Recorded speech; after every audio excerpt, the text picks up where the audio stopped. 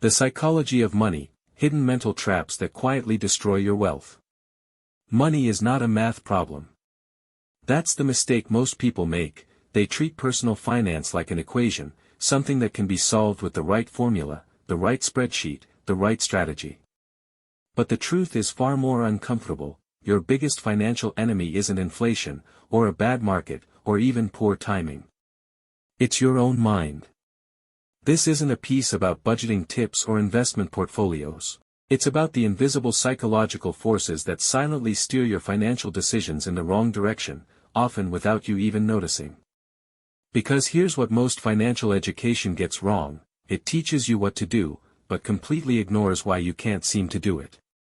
Understanding the psychology behind money is what separates people who build lasting wealth from those who perpetually chase it.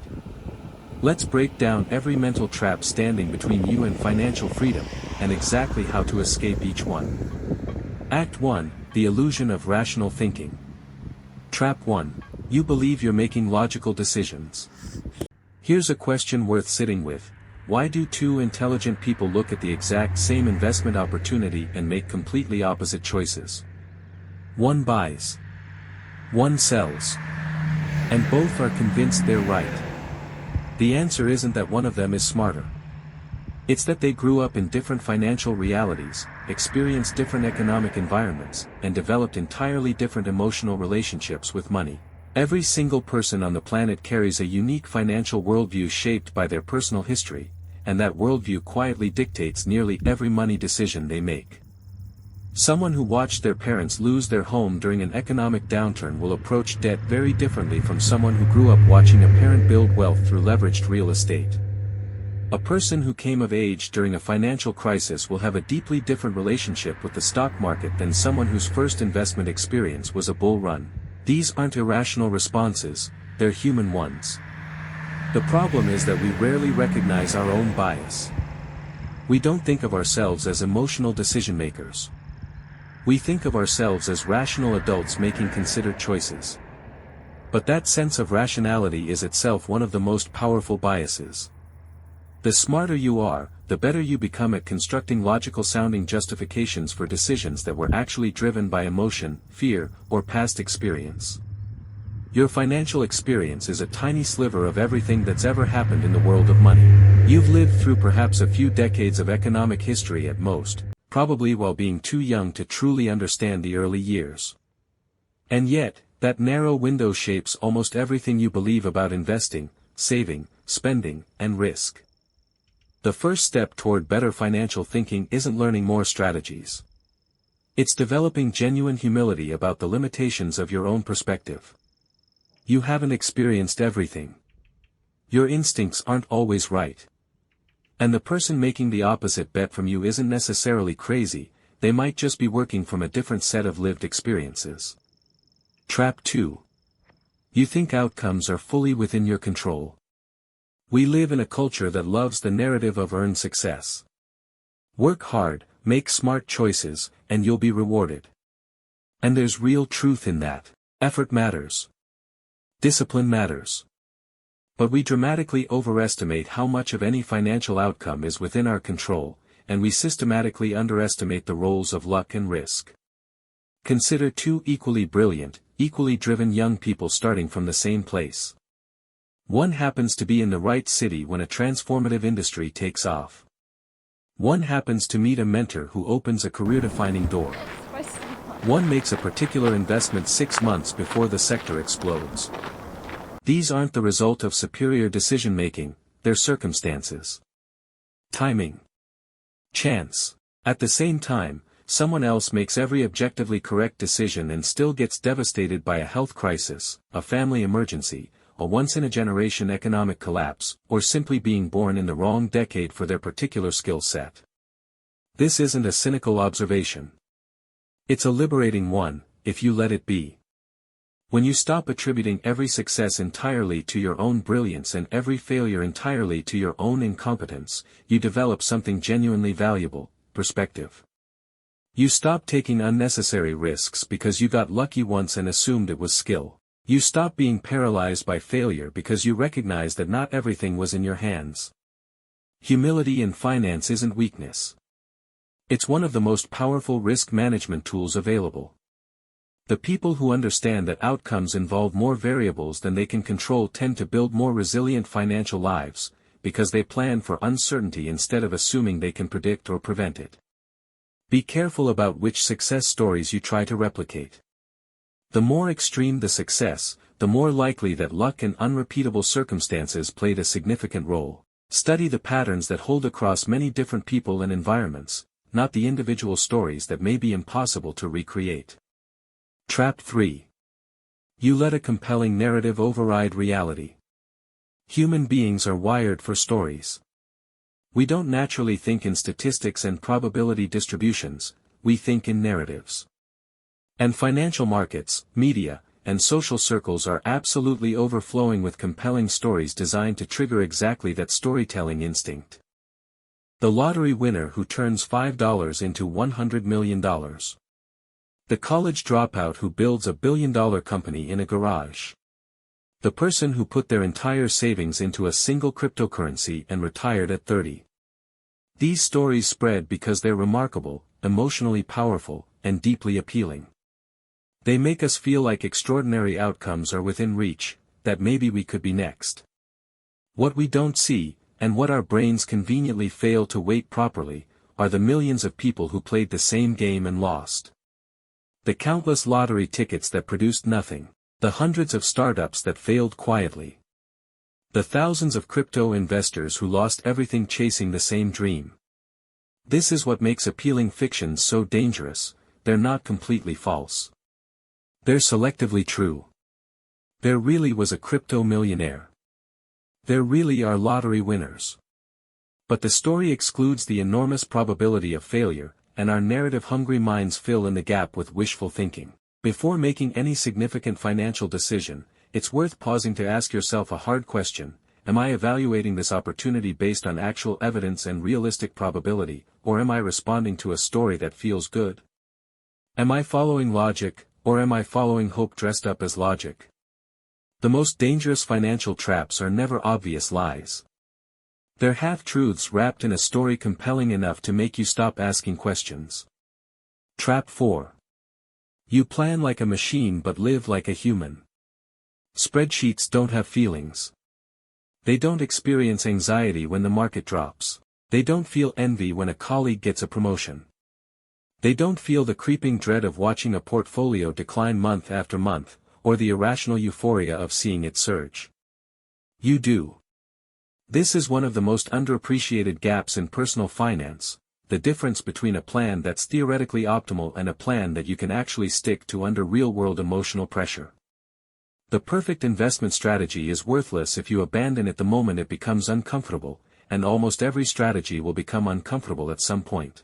A slightly less optimal plan that you can actually maintain through fear, uncertainty, and volatility will consistently outperform a perfect plan that you abandon.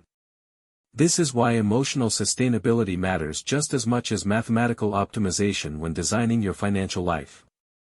Build in room for doubt. Plan for the moments when you'll want to panic and sell everything.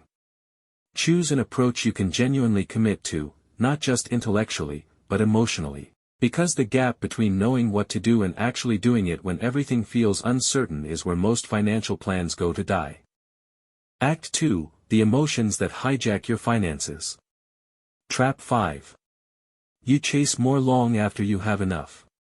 One of the strangest and most destructive patterns in human financial behavior is the inability to stop, even when you've already won. The goalposts keep moving. The number that once seemed like enough becomes inadequate the moment you reach it. And so the chase continues, indefinitely, at increasing cost. This isn't a problem exclusive to the ultra-wealthy, though their stories make the most dramatic examples. It happens at every income level. The person making $50,000 who thinks they'd be satisfied at $100,000. The person at $100,000 who's convinced that $200,000 would finally feel like enough. The executive who has more money than they could spend in 3 lifetimes but keeps pushing for more because the alternative, stopping, reflecting, sitting with what they have, feels somehow like failure. The danger isn't just financial. When you're chasing more without any defined endpoint, you will inevitably start accepting risks you shouldn't accept. You'll make decisions you wouldn't make if you weren't driven by the compulsion to accumulate.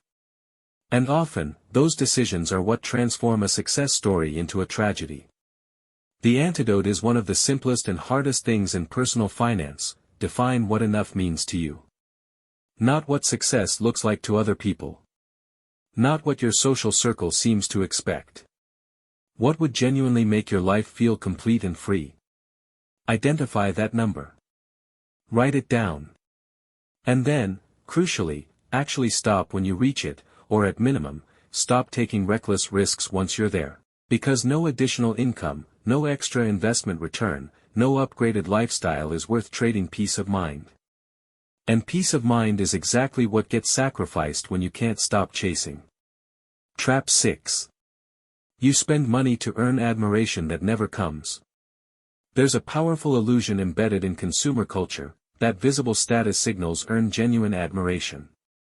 That the right car, the right watch, the right home will cause the people around you to look at you with respect and envy. But watch what actually happens when someone drives past in an expensive car. The observers don't think about the driver. They think about the car. They imagine themselves in it. They picture what they'd look like behind the wheel. The actual human being driving is almost entirely invisible. This is the central paradox of status spending. We purchase visibility, but the audience we're trying to impress is too busy imagining themselves into our purchases to actually see us. Real admiration, the kind that comes from genuine respect and meaningful connection, doesn't come from ownership. It comes from character. From how you treat people. From what you've built and contributed. The investors who built wealth over decades weren't the ones who successfully called every market correction and moved their money at the right moment. They were the ones who stayed invested through the corrections, avoided panic selling during downturns, and let compounding do its work over long enough time frames. Real optimism isn't denial. It's not pretending risks don't exist or that downturns can't happen. It's maintaining confidence in long-term positive outcomes while preparing for the inevitable short-term disruptions along the way. And crucially, it's recognizing when fear dressed as wisdom is about to cost you decades of potential growth. Act 3, The Hidden Mechanics of Wealth Building.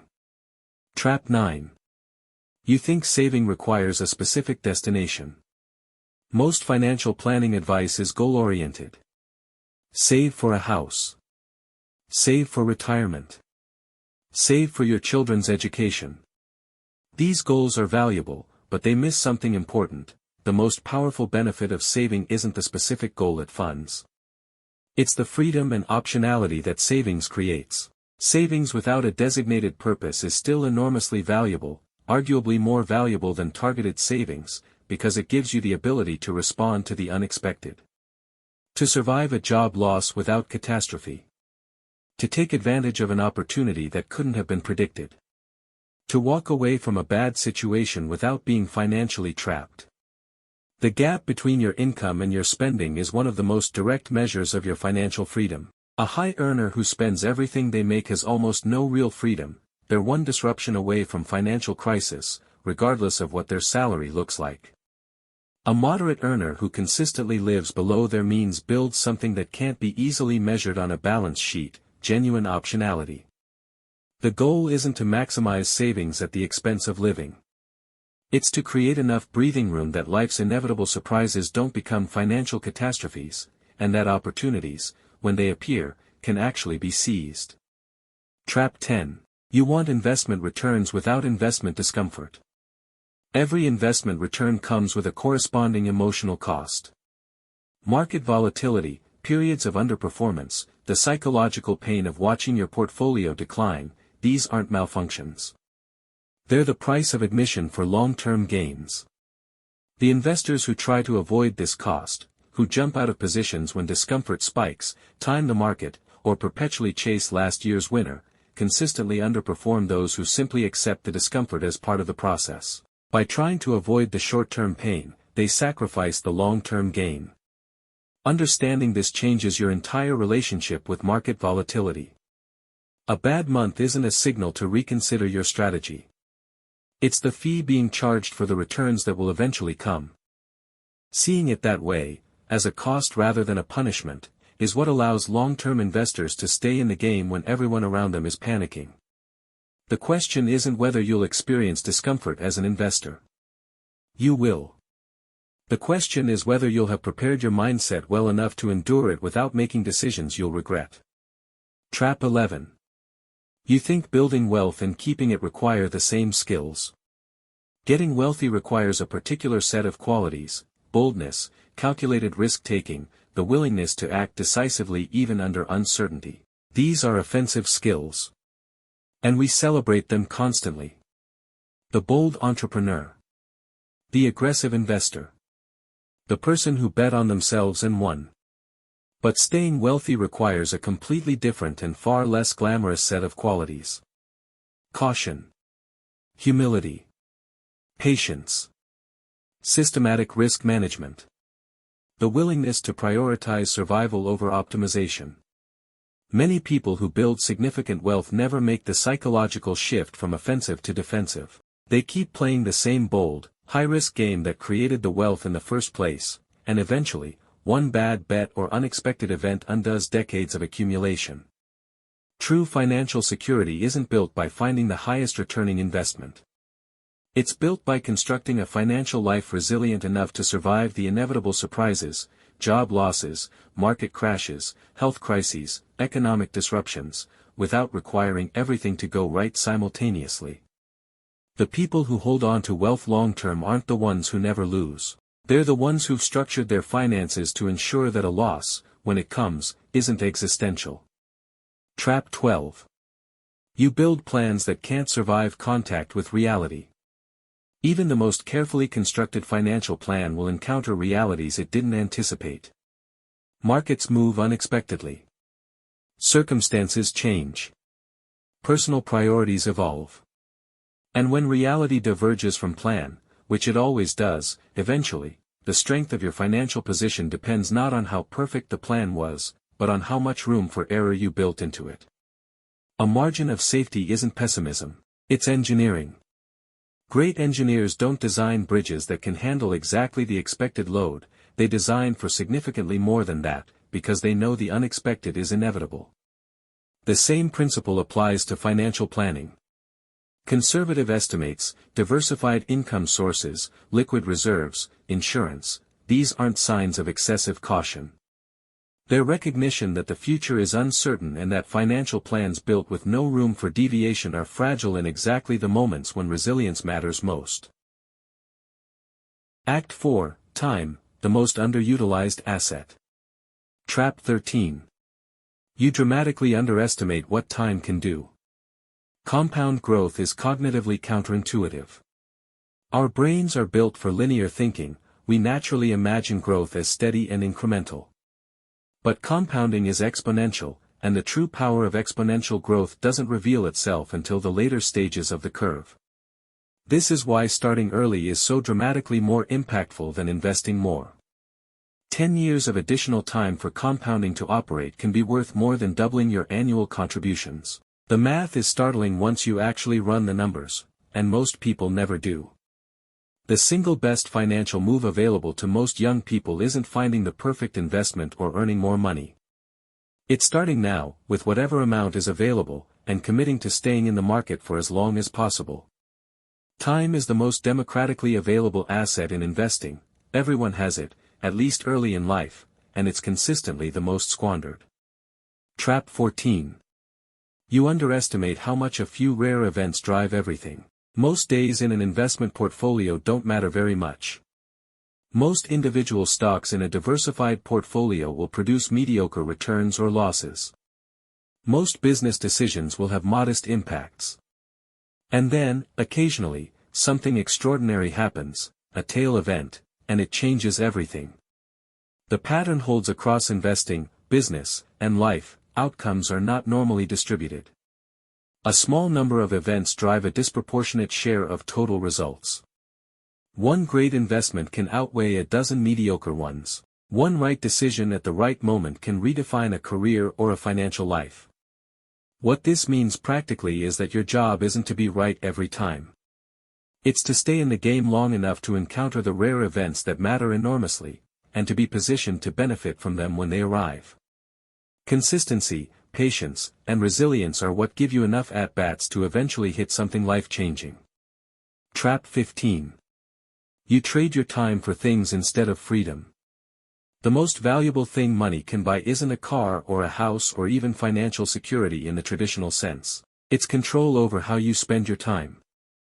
The ability to choose your work, your schedule, your pace, to decline obligations that drain you and pursue things that genuinely matter, is a form of wealth that doesn't show up on any balance sheet but profoundly shapes quality of life. Research on happiness and well-being consistently finds that autonomy and perceived control over one's life are among the strongest predictors of life satisfaction. True financial success isn't measured by accumulation. It's measured by the degree to which your financial situation gives you genuine freedom over your days. And that calculation looks very different from person to person. For some people, financial freedom means retiring early. For others, it means having enough of a cushion to take a risk on meaningful work, even if it pays less. For others still, it means being able to say no to bad clients, bad bosses, bad situations, without financial panic. Define what freedom means to you.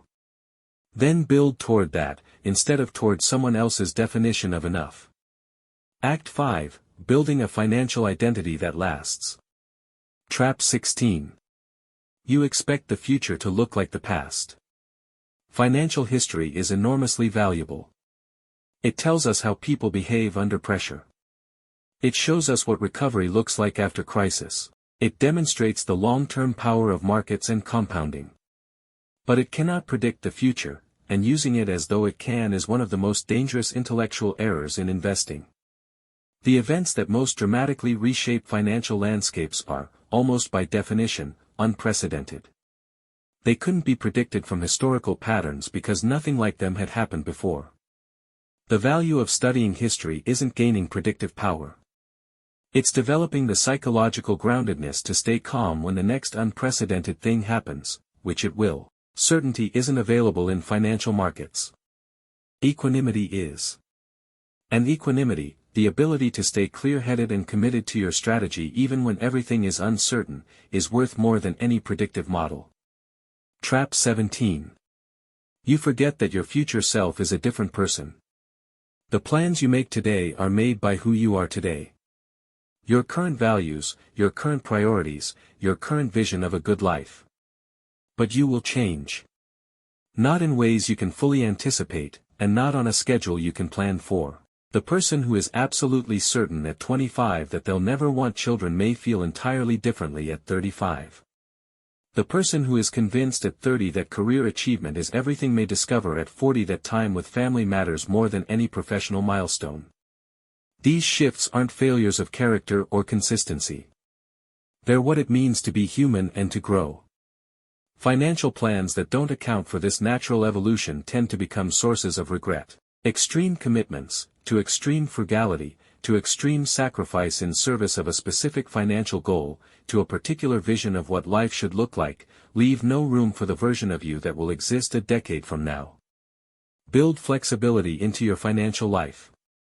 Moderation, in saving, in working, in lifestyle, tends to create plans resilient enough to survive being inhabited by a future version of yourself you haven't met yet. Trap 18. You copy strategies that don't apply to your situation. Financial advice is not one size fits all. A strategy that makes perfect sense for a 25-year-old with no dependents, high risk tolerance, and a 40-year investment horizon makes no sense at all for a 55-year-old approaching retirement with a different risk profile and different needs. But we constantly watch other people's financial behavior and try to apply it to our own situation, often without any understanding of the context, goals, timelines, and risk tolerances that make their approach rational for them. A day trader's tactics are not a template for a long-term retirement investor.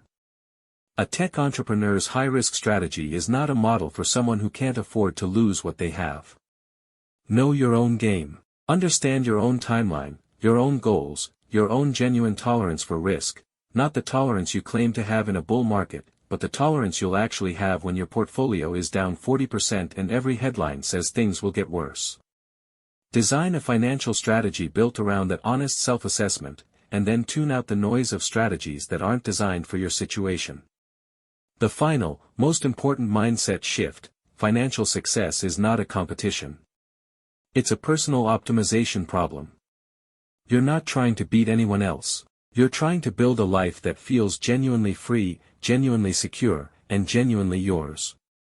The person winning that game is not the one with the most impressive-looking portfolio on paper, it's the one who's built something sustainable, flexible, and aligned with what actually makes them feel alive.